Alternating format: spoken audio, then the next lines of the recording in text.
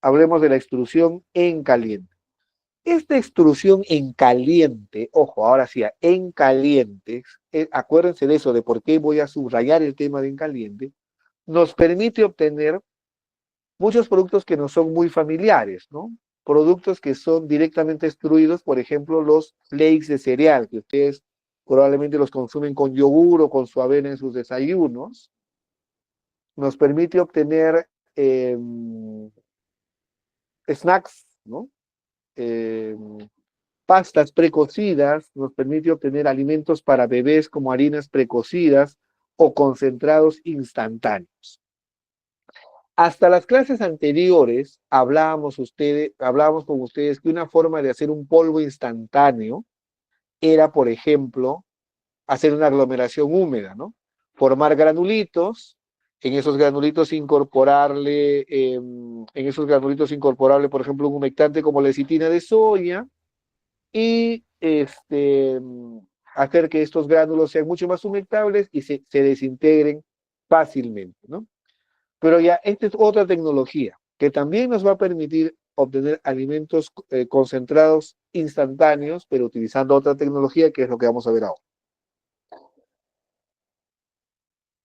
La extrusión en caliente, miren el término que voy a utilizar ahí, es un proceso termomecánico. Es un proceso termomecánico. No mencioné para nada esa terminología en la clase anterior, o perdón, en la clase que acabamos de hacer, ¿no? Es un proceso termomecánico.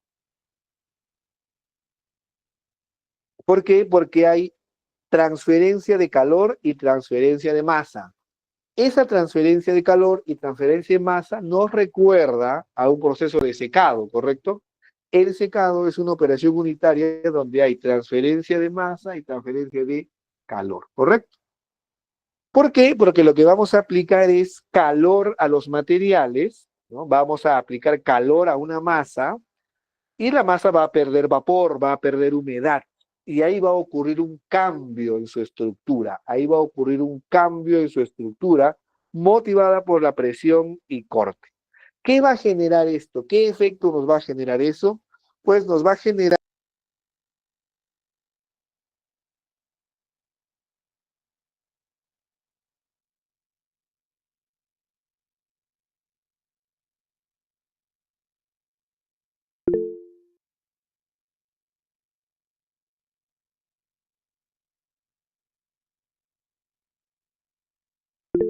¿Qué efecto nos va a generar esto? Pues nos va a generar un cambio en la textura del material, porque lo va a cocinar, va a haber cocción del material y va a haber una formación del material, le va a dar una forma definida, ¿no? Entonces, se va a cocinar, entonces ustedes cuando consumen los cereales en su desayuno, ¿no? Prácticamente lo agregan a la avena o a la leche y ya no necesitan hervirlo, ¿correcto? Ya está cocido, primer efecto. Textura, ¿no? Esa textura que tienen los cereales que son eh, crocantes, lo genera este proceso termomecánico y las diferentes formas que tiene también se generan a través de este proceso termomecánico que vamos a ir detallando a continuación. Veamos el principio científico de estos equipos que gobiernan la extrusión. Ahí está el esquema. Miren, lo primero que reconocemos al lado izquierdo es una tolva, ¿correcto? Una tolva. Esto que está acá es en realidad un esquema para hacer tubos de plástico, ¿ya? Pero es lo mismo, sino que me pareció lo más entendible posible para una persona que está introduciéndose a este tema. Entonces, miren, lo primero que tenemos es en esta parte de acá una tolva donde colocamos el material. Luego hay un tornillo sin fin, ya recordemos, los tornillos sin fin, su propósito, ¿qué cosa es? Transportar el material de una zona a otra.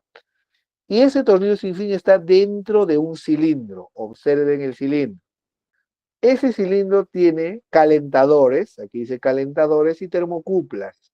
¿Qué es un calentador? Un, eh, unas resistencias eléctricas que van a calentar la parte interna del cilindro. Y las termocuplas son los medidores de esa temperatura interna, ¿correcto? Entonces, como el tornillo sin fin va moviéndose, va transportando el material hasta esta boquilla. ¿no? Esta boquilla, esta parte terminal del cilindro. Aquí, como ustedes ven, se pueden hacer tubos de plástico, láminas o algunas abrazaderas, por ejemplo, pero ese no es el propósito que acá aprendamos a hacer plástico, pero ya les queda la idea. Así es como se hacen los tubos de PVC, ¿no? Por extrusión en caliente. Me interesa que entiendan el principio de cómo funciona esto. Entonces, dijimos anteriormente que era un proceso termomecánico que aplicaba presión, o sea, era un proceso termomecánico donde había transferencia, calor y masa, generaba cambios por presión y corte y producía la cocción, cambio en la textura y cambio en el formato. Y eso es lo que ocurre acá. Transferencia de calor y de masa. Estos calentadores calientan esta parte interna del cilindro, entonces le transfieren calor al material. Y al transferirle calor al material, ¿qué pasa con el material? Se evapora, pierde masa, transferencia de energía y transferencia de masa. Luego hablamos de corte y presión, ¿no? Como el material se sigue introduciendo a esta parte de acá, ¿no? El material se sigue introduciendo a esta parte de acá, nosotros le podemos cambiar la configuración a este tornillo sin fin y hacer que tenga eh, esta configuración del tornillo mucho más cercana. Entonces aumenta la presión en las partículas. Y al ir girando genera corte, ¿no? Entonces ese cambio de presión y corte va a cambiar la textura, va a cocinar y va a darle una determinada forma a los materiales. Esto es el proceso de extrusión en caliente, por eso es que se llama proceso termomecánico. En el otro lado hemos extruido a temperatura ambiente, o perdón, en la clase anterior hemos extruido a temperatura ambiente y hemos esferonizado a temperatura ambiente. Acá estamos hablando de solamente extruir en caliente, como un proceso termomecánico, ¿ok? Aquí están los principios de extrusión. Lo primero que se hace en el punto 1 es alimentar los materiales al cilindro, iniciar el transporte con el tornillo sin fin, porque el tornillo sin fin empieza a moverse. En la parte interna hay una restricción del espacio y del movimiento por las hélices del tornillo. Les dije que podíamos hacer que esas hélices estén o más juntas o más separadas. Y va ocurriendo una eliminación total del espacio entre las partículas, ¿correcto? Es decir, las partículas están unas más juntas que otras.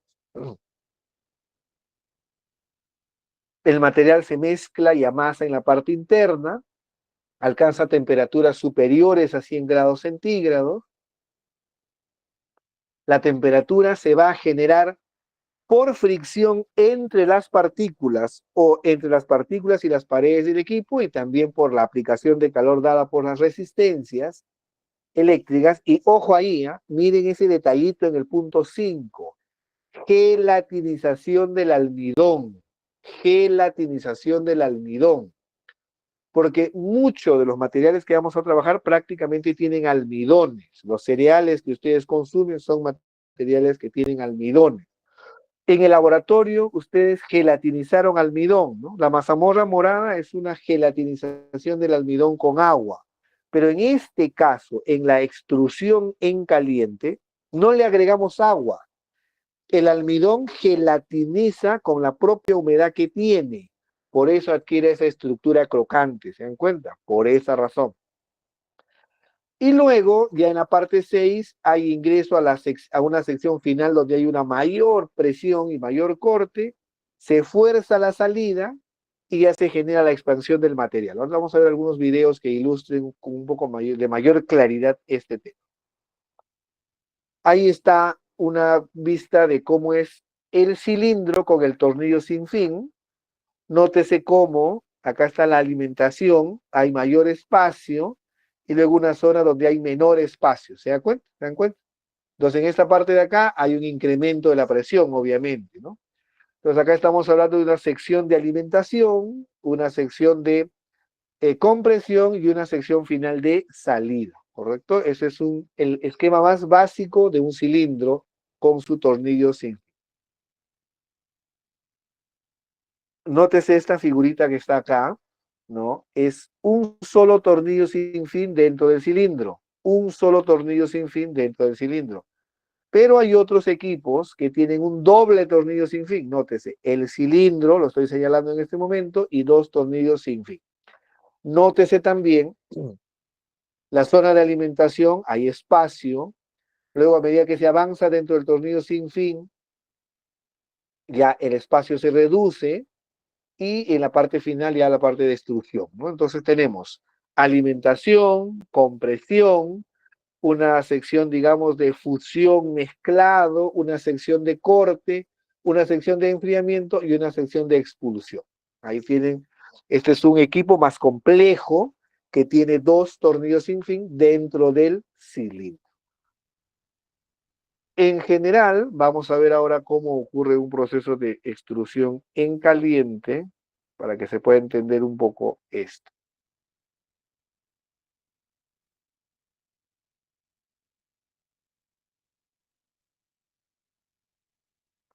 Miren cómo es la parte interna. En este equipo, en esta animación, lo que nos muestran es cómo es la parte interna del cilindro. Ahí está el tornillo sin fin. Nótese las hélices.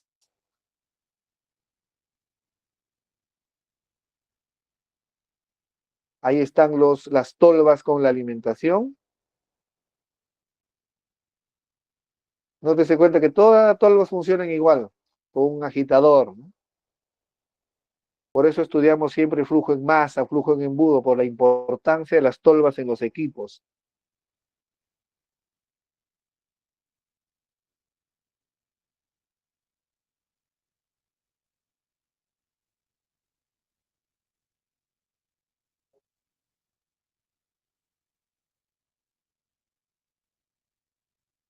Miren cómo va transformando, cómo va transportando el material a una zona de fusión. Luego hay la necesidad de incorporar problemas. Eso va a depender del diseño de los equipos. Podemos incorporar otro componente y vamos avanzando en todo el tema de mezclado, fusión, ¿cierto? Ahí adentro hay una tremenda temperatura por el calor que aplican las resistencias, por la fricción entre las partículas. Nótense que al lado derecho dice ventilación, ¿no? Al lado izquierdo dice degasificación. ¿Por qué? Porque hay la necesidad de que salga el vapor de agua, de los almidones que están ahí, ¿correcto?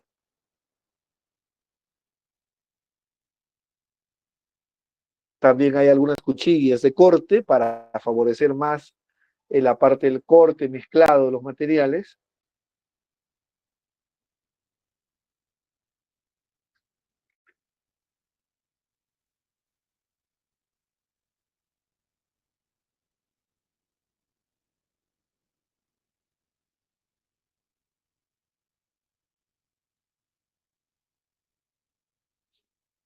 Y ahí se pueden ver todos los equipos, todo el, digamos, las dimensiones que tiene el equipo, ¿no? En este caso es uno de un mono, un solo tornillo sin fin interno, ¿correcto?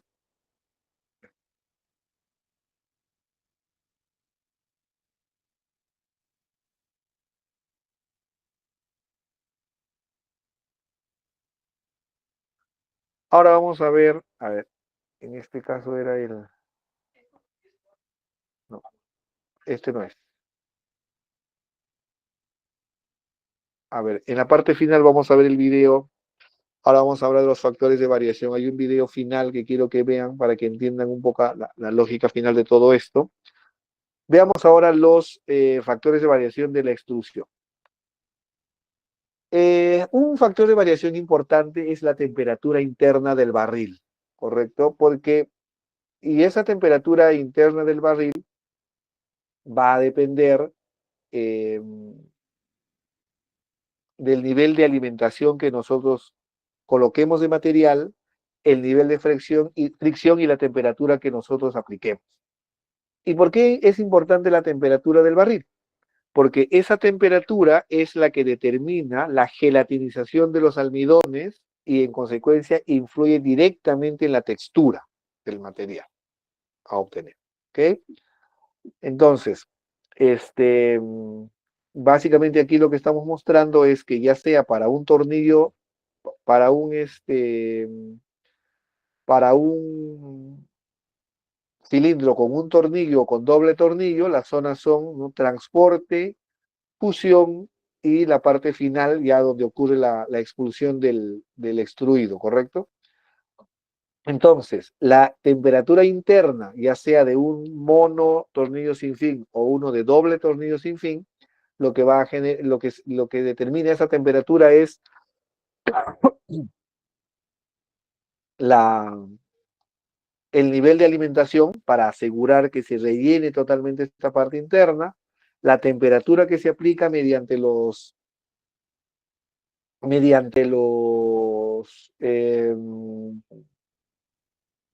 calentadores y el nivel de velocidad para la fricción interna. ¿Correcto? Entonces ya sabemos, la temperatura del barril, ¿por qué es importante?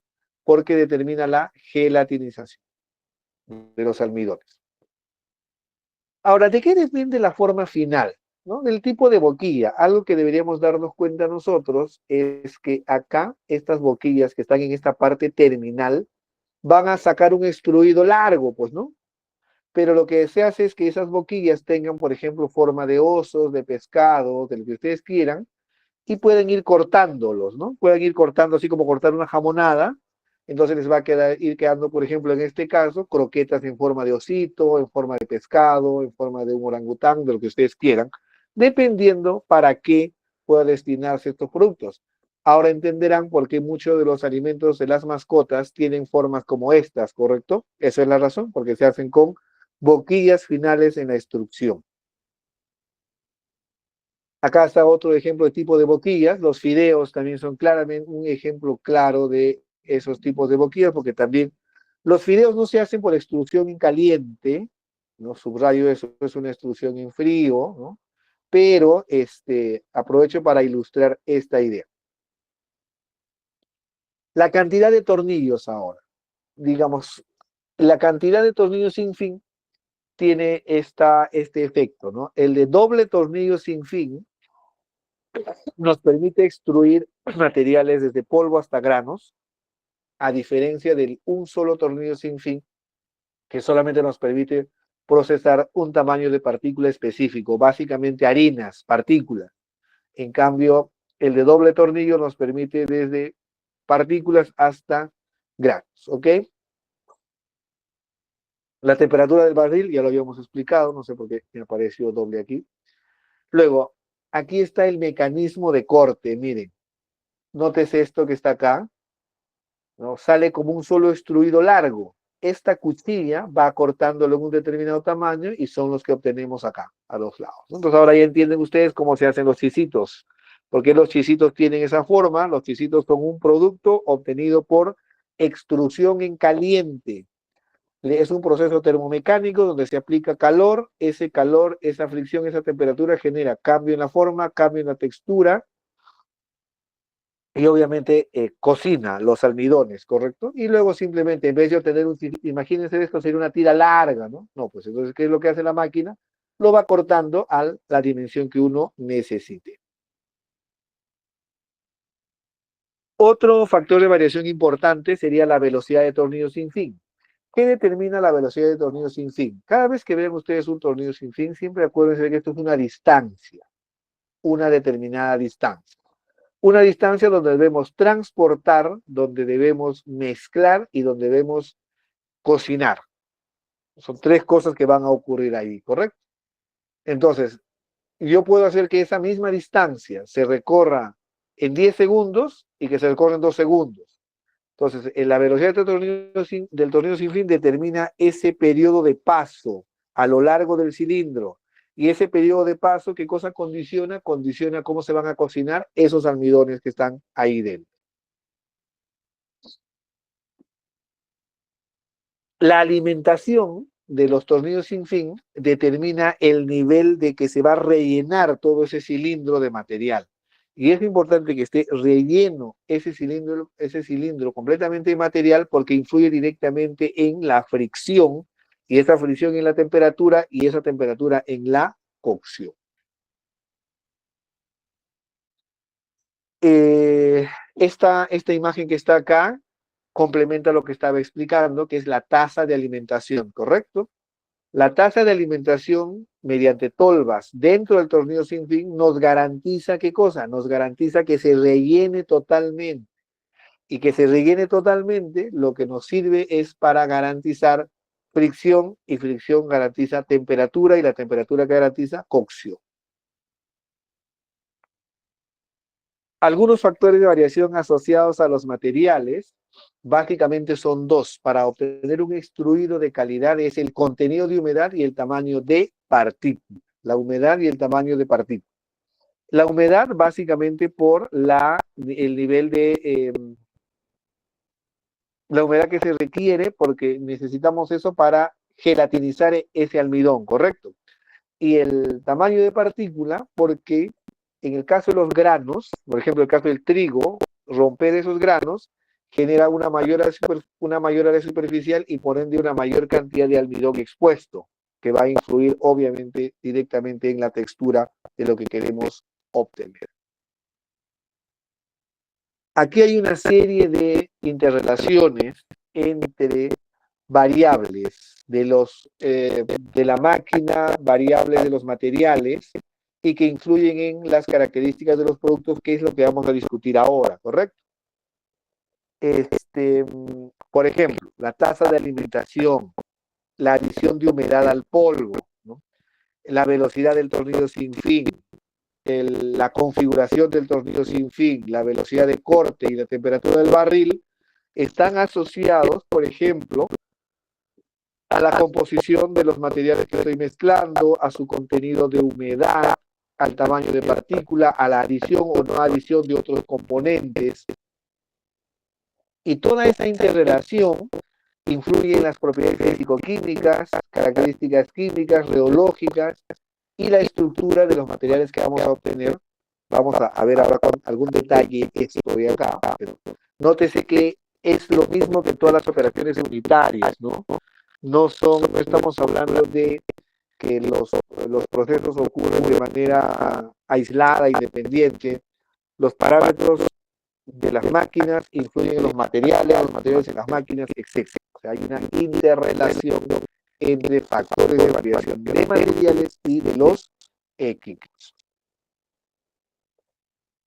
Propiedades del producto a obtener, ¿no? Las propiedades del producto a obtener, estamos hablando de qué cosas le medimos, decimos, al producto para obtener la calidad de una determinada calidad del producto.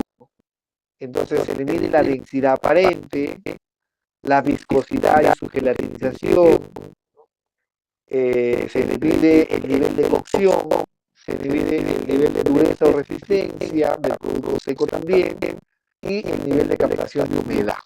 Esos son indicadores, en el caso de la selección en caliente, que no señala que eso es conforme, ¿no? Que el producto que hemos obtenido, es decir, que hemos hecho una adecuada extrusión y hemos logrado cocer los almidones, cambiar la textura y darle una determinada forma. Ahí está. Una prueba de calidad que se hace a los extruidos es la densidad aparente, como ya hemos aprendido a hacer, ¿correcto? Para determinar la relación peso y volumen, que está muy asociado a la textura del producto. Esta relación peso-volumen tiene que ver con el nivel de gelatinización que se haya obtenido, ¿no? Tiene que ver con el nivel de gelatinización que se haya obtenido. Es decir, si hemos colocado adecuadamente la temperatura y todas las condiciones que acabamos de discutir, vamos a haber logrado gelatinizar completamente ese producto, haciendo que adquiera un gran volumen aparente, ¿no?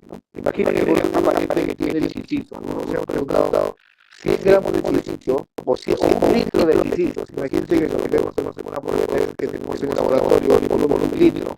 ¿Cuántos gramos de ese material de harina con todos los elementos colorantes diferentes que lleva hemos colocado el extrusor para lograr magnificar ese volumen? Entonces, esa es una relación de calidad, ¿no? Por eso es que tiene ese sabor tan característico y esa textura tan característica que se hace a la boca cuando ustedes lo colocan en contacto con la saliva, ¿correcto? El nivel de absorción del agua también, ¿no? Eso es un indicador de calidad, es la cantidad de agua absorbida por gramo. ¿Y por qué es importante esto? Porque también tiene que ver con la calidad. Ustedes se colocan un cuchillo en la boca o cualquier de los extruidos, fácilmente entra en contacto con la humedad de la saliva y le deshace con el proceso del objetivo. Por eso el indicador de calidad es el nivel de absorción agua. Otro elemento importante a considerar es el nivel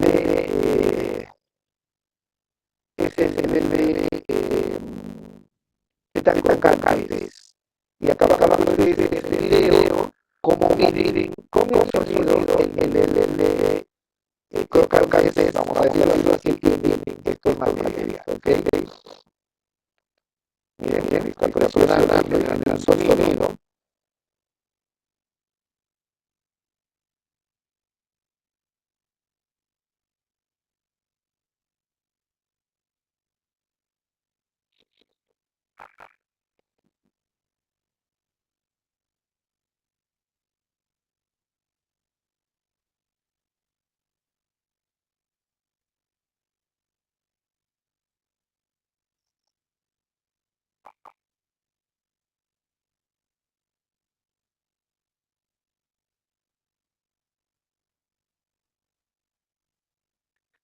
Capturando el sonido y con eso determina, digamos, el nivel de qué tan constante lo monten, ¿no? Y ese nivel importante, digamos, también tiene que ver con que hayamos logrado excluir totalmente del sonido, hacer que la totalmente del sonido, de modo que, digamos, el producto tenga las características que nosotros requerimos, ¿correcto? Pues señores, muchas gracias por su atención. Esta es la clase